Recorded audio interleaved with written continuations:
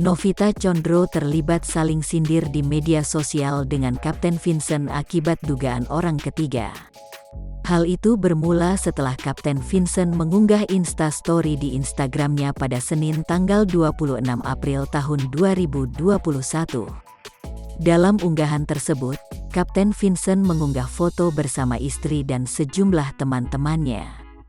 "Hati-hati foto bertiga, kadang bisa temen makan temen lo," tulis Kapten Vincent dalam foto tersebut. Lebih lanjut, Kapten Vincent bahkan mengunggah tulisan "Pray for Pebnor" di Instagramnya.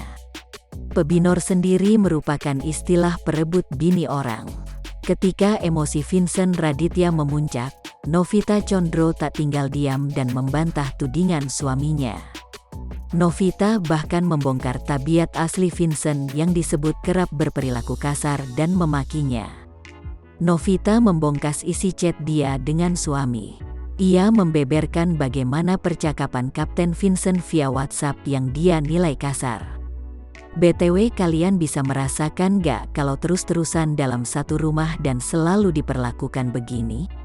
Dicaci maki, dibentak-dibentak, dimarahin, bahkan cuma masalah sepele aja," tulisnya. "Dan cuma masalah cukur rambut aja sampai marah-marah segininya sih.